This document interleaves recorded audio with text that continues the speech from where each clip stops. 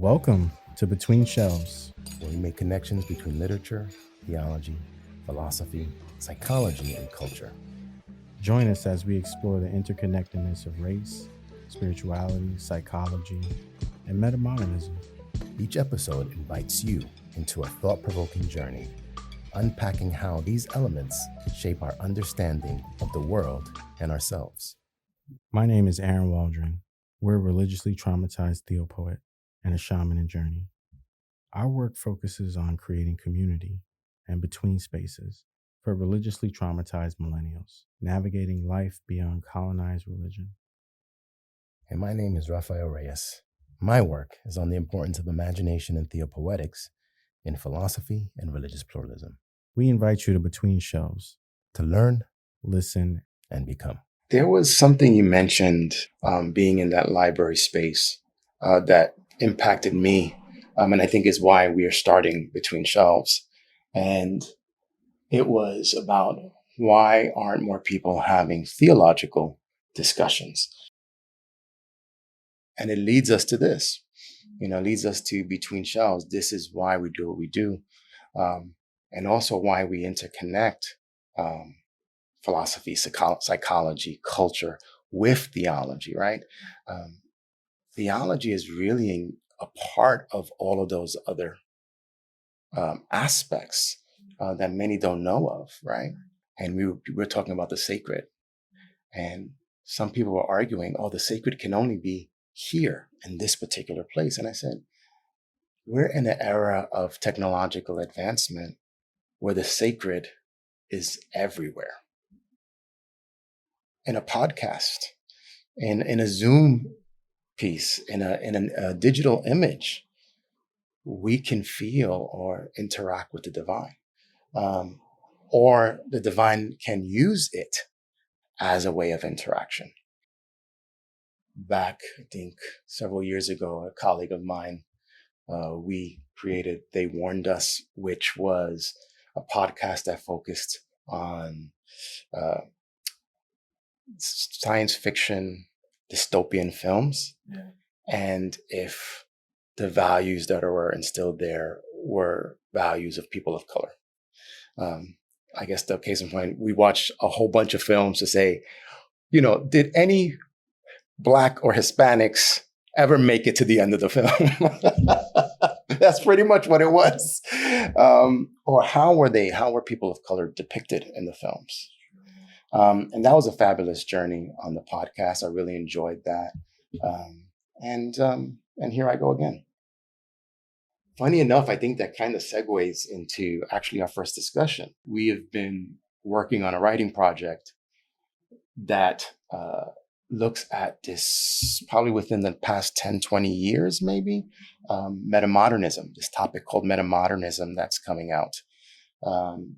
Meta-modernism is the next phase of the past two cultural components of modernism and postmodernism. And now we have something called meta-modernism. And we're asking a very similar question. Where do we see the engagement of race in this meta-modern structure, in this meta-modern form of thinking? Meta-modernism is the next phase or the next iteration from modernism, postmodernism to meta-modernism. It's not a break away from, it's sort of a culmination, because it actually recombines both of them. It's taking the best of both worlds and doing something with it. Because when you talked about the birth of a nation, in one person's eyes, it's a historical drama that's supposed to get you to think and say, this is somewhat of a depiction of something that was happening, right? And we need to be careful of it. And for another, this is our idealization and something we need to uphold. I think the way that film was meant to be explored, it's full of metaphor. It becomes a myth for us to really think about a situation. And that talks to my area that I focus my time on, which is on the imagination, mythos, where symbolization happens. And that, if you have control of that, I mean, if you have control of your faculties and you create your symbols and you read and watch certain films and are able to really slow down and take it all in and think that through, you start seeing and developing values that come from it. And so I resonate with what you're saying there. Someone that has been trained to slowly reflect has a different way of looking at it than someone who's been told you don't have time to reflect. You need to act upon something. And so then when you look at a film, it immediately you get the first symbolic imagery piece that comes up, and then you idolize that. I'm really thinking about this symbolization, and there's a piece that in the writing that we were starting, and also something I go to often. It's in this book called Religion in the Making by Alfred North Whitehead. So I first want to preface this to say, we don't want to hold on to just European thinkers. It's in a book he made called Religion in the Making. This guy was, for me, far ahead of his time. He was a process thinker. So he falls in the lines of Heraclitus, pre-Socratic, who was just phenomenal. But this is what he writes. And this isn't concerning religion. As far as religion is concerned, the distinction of a world consciousness as contrasted with a social consciousness is a change of emphasis in the concept of rightness. And I want to hold on to world consciousness.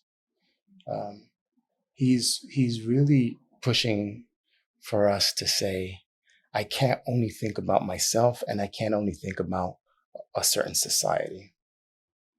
I have to think about a universe. I have to think about a world. He says, the social consciousness concerns people whom you know and love individually. So rightness is mixed with the notion of preservation. That means you preserve those you love. Conduct is right which will lead some God to protect you, and it is wrong if it stirs some irascible being to compass your destruction, right? Who wants to destroy me? Oh man, then that becomes my enemy. And he goes, that diplomacy. He goes, that's diplomacy, right? But he goes, a world consciousness becomes disengaged. And I think that's really interesting. He goes, I have to think beyond myself. I don't know everything. That means there's a little bit of subjectivity, there's a little bit of objectivity. Disengage is somewhat objective. It rises to the conception of an essential rightness of things, of all things. Individuals are indifferent because we don't know everyone. But I still have to think about them.